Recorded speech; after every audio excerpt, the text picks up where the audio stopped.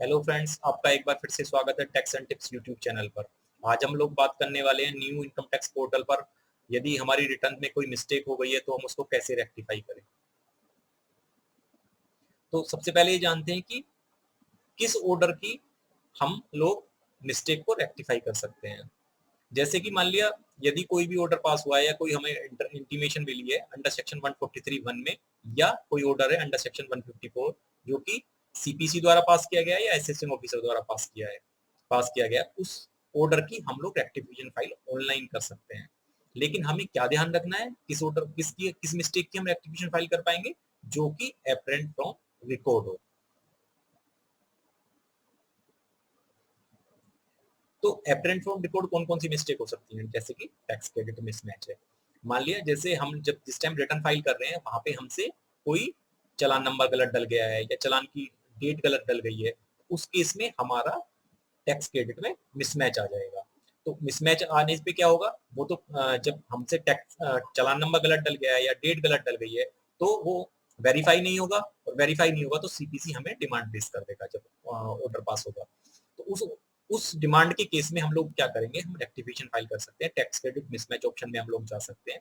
जैसे ही हम रेक्टिफिकेशन में जाएंगे और tax credit mismatch correction only हम लोग सेलेक्ट करेंगे तो हमारे पास ड्रॉप डाउन आ जाएगी कि टीडीएस ऑन सैलरी की डिटेल हमें रेक्टिफाई करनी है, या TDS on other than salary detail हमें रेक्टिफाई करनी है, या TDS on transfer of immovable property का हमें या रेंट का हमें रेक्टिफिकेशन करना है, या टीसीएस डिटेल में हमें रेक्टिफिकेशन करना है, या आईटी डिटेल में रेक्टिफिकेशन करना है।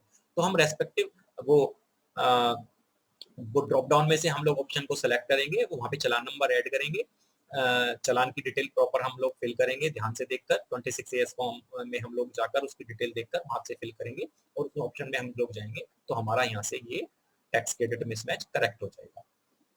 तो इसमें क्या ध्यान रखना है हमें, इसके अंदर केवल हम 10 एंट्रीज कर पाएंगे। यदि हमारे 10 से ज्यादा चालान है तो हम लोग नहीं कर पाएंगे। तो ऑनलाइन यदि 10 से ज्यादा चालान होंगे तो हमें एक्सएमएल में जाना पड़ेगा, वो हम लोग आगे डिस्कस करेंगे। यदि 10 से कम कम कोई एंट्रीज हमारी हैं तो हमें इनकम टैक्स को रिटर्न को कोई अपलोड करने की रिक्वायरमेंट नहीं है, हम लोग ऑनलाइन ही करेक्ट कर सकते हैं। This option is available only for ITR 1 for assessment year 2019-20। For remaining forms हमें एक्सएमएल अपलोड करना पड़ेगा। एक्सएमएल अपलोड करने का प्रोसेस हम जानते हैं कैसे करेंगे। एक्सएमएल जब हम अपलोड करने जाएंगे तो हम सेलेक्ट करेंगे ऑप्शन को वहाँ पे कि हम रीजन एक्टिवेशन का क्या है। हम शेड्यूल चेंज, मान लिया हमने गलत शेड्यूल सेलेक्ट कर लिया था पहले, डोनेशन कैपिटल इन डिटेल हम लोग उसके अंदर रेक्टिफाई कर सकते हैं। हमें अपलोड एक्सएमएल करना होगा, डीएससी यदि एप्लीकेबल है तो डीएससी एप्लीकेबिलिटी हम लोग सेलेक्ट करेंगे। अब इसमें क्या ध्यान रखना है, जब हम एक्सएमएल अपलोड करने में जाएंगे तो एक्सएमएल अपलोड करने में यह ध्यान रखना है जो हमारी रिटर्न है उस रिटर्न के ग्रोस टोटल इनकम में और डिडक्शन के अमाउंट में कोई भी चेंज नहीं होना चाहिए। जो हमारी लास्ट प्रोसेस रिटर्न थी वो उसमें जो ग्रोस टोटल इनकम थी या डिडक्शन थी वो दोनों सेम रहनी चाहिए जो हम न्यू एक्सएमएल बनाकर अपलोड करेंगे। For assessment year 2018-19, the SSC should select filing type as rectification in the ITR utility and upload the XML। हम लोग 18-19 के लिए भी ITR utility डाउनलोड कर लेंगे और अपलोड XML कर देंगे। अब सेकंड ऑप्शन आता है reprocess return. Only reprocess the return हम लोग सेलेक्ट करें। ये कैसे केस हो सकता है, ये केस ऐसे हो सकता है दोस्तों, जैसे मान लिया जब हम रिटर्न फाइल कर रहे हैं, रिटर्न फाइल करते हुए कोई टीडीएस हमारी 26 ईयर्स में रिफ्लेक्ट नहीं कर रहा है, हम कंटिन्यूसली पार्टी के साथ फॉलो अप कर रहे हैं कि भी 20 आप अपने टीडीएस रिटर्न को रेक्टिफाई करिएगा, हमारे पेन में ये टीडीएस शो नहीं कर रहा है। मान लिया जिस टाइम तक हम लोग रिटर्न फाइल कर रहे थे उस टाइम तक वो टीडीएस शो नहीं कर रहा था, बट क्योंकि हमें क्रेडिट लेना है तो हमने क्या किया, अपने रिटर्न के अंदर वो टीडीएस की डिटेल डाल दी और हमने रिटर्न फाइल कर दी। अब रिटर्न फाइल करने से क्या हुआ, अब मान लिया अभी भी उसने सामने वाली पार्टी ने अभी भी रेक्टिफाई नहीं की रिटर्न, सीपीसी ने उसको प्रोसेस भी कर दिया। प्रोसेस करने में क्या हुआ, क्योंकि वहां पे उसको टीडीएस मिला नहीं तो वो तो डिमांड रेज कर देगा। फर्दर क्या हुआ, हमने पार्टी से फॉलो अप करने के बाद पार्टी ने अपनी टीडीएस की रिटर्न रेक्टिफाई कर दी, तो उससे क्या हुआ, वो जो टीडीएस है वो हमारे 26 ईयर्स में रिफ्लेक्ट कर गया। अब क्या होगा, इस केस में हमें रिप्रोसेस द रिटर्न के ऑप्शन में जाना पड़ेगा। जब हम रिप्रोसेस द रिटर्न के ऑप्शन में जाएंगे तो हम लोग रिप्रोसेस द रिटर्न के ऑप्शन में कब जाएंगे, उसको जाने से पहले एक बार हम अपने 26 एएस को 26 एएस को अपने उसमें मैच कर लेंगे टैक्स क्रेडिट से एक बार कि हमारा वो सारी चीजें रिफ्लेक्ट प्रॉपर्ली कर रही है या नहीं कर रही है। यदि वो प्रॉपर्ली कर रही है तो हम लोग रिप्रोसेस द रिटर्न के ऑप्शन में चले जाएंगे तो और हमारा और क्या क्या चीज हम करेक्ट कर सकते हैं, मान लिया कोई हमारा स्टेटस गलत डल गया है, रेजिडेंट नॉन रेजिडेंट का केस हो गया है या कुछ और हो गया है, तो हम लोग वो भी रेक्टिफाई कर पाएंगे। नेक्स्ट हम क्या करेक्ट कर सकते हैं, correcting exemption section detail. ITS 7 का केस में हम लोग टेल असेसमेंट ईयर 18-19 तक के ये वाला ऑप्शन में जाके हम लोग ये वाला भी रेक्टिफिकेशन कर सकते हैं। मान लिया 234C का के इंटरेस्ट में कुछ इशू है तो उसको भी हम लोग यहाँ से जाके करेक्ट कर सकते हैं।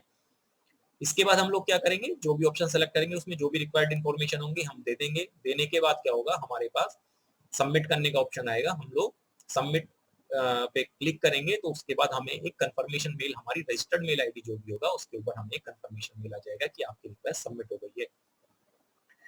अब हमें ध्यान क्या रखना है, हमें ध्यान ये रखना है कि जो भी हम रेक्टिफिकेशन रिक्वेस्ट एक बार डाल देंगे वो रेक्टिफिकेशन रिक्वेस्ट हम विड्रॉ नहीं कर पाएंगे। एक ऑप्शन इन्होंने दिया है कि जो टैक्स पेयर है वो रेक्टिफिकेशन रिक्वेस्ट को अपनी सेम डे विड्रॉ कर सकता है। अभी इसको चेक करना, एक बार चेक करके देखना पड़ेगा क्या ये प्रॉपर वर्क कर रहा है या नहीं कर रहा है। सेम डे के बाद हम इसको कभी मतलब जो पोर्टल पे इन्होंने दिया भी है, सेम डे के बाद हम इसको रेक्टिफिकेशन हम लोग विड्रॉ नहीं कर सकते हैं। यदि दोस्तों हमारा अब मान लिया रेक्टिफिकेशन हमने गलत डाल दिया, अब हम उसको विड्रॉ भी नहीं कर पा रहे तो हमें वेट करना पड़ेगा, CPC पहले उसको वो जो हमारा जो रिक्वेस्ट है रिक्वेस्ट उसको प्रोसेस करे। जब वो उसको प्रोसेस कर देगा फिर हम अगेन उसका रेक्टिफिकेशन दोबारा से फाइल कर पाएंगे। Submission of rectification allowed for both paper file and e-file returns and for rectification right transfer to e। हम लोग पेपर फाइल हमने पेपर के रूप में रिटर्न को फाइल किया हो या हमने ई फाइलिंग किया हो रिटर्न को, हम दोनों केस में ये रेक्टिफिकेशन फाइल कर पाएंगे। अब हम देखते हैं कि हमारा ऑनलाइन कैसे शो हुआ। ऑनलाइन जब हम लॉगिन करेंगे तो हमने ये आपको दिखाया है, ऑनलाइन जब हम ओपन कर लेंगे तो सर्विस टैब के अंदर हम जाएंगे तो रेक्टिफिकेशन सबसे टॉप पे ये हमें शो करेगा। रेक्टिफिकेशन पे जब हम लोग क्लिक करेंगे तो नेक्स्ट विंडो ये ओपन होगी आपके सामने, उसके अंदर प्लस न्यू रिक्वेस्ट करने के एक ऑप्शन आपको दिखेगा, वहां पे जाके हम उस पर क्लिक करेंगे। क्लिक करने के बाद हमें जिस भी पैन के अंदर हम होंगे वहां पे वो शो करेगा we are creating a rectification request for PAN number, वो शो करेगा वहां पे ऑर्डर पास्ट इनकम टैक्स वो ये शो करेगा। उसके बाद वो असेसमेंट ईयर का ड्रॉप डाउन शो करेगा, तो हम जिस भी असेसमेंट ईयर का हमें रेक्टिफिकेशन फाइल करना है दोस्तों ये उसी केस में वर्क करेगा जिस केस में ऑर्डर पास हो चुका होगा, 143(1) का या 154 का।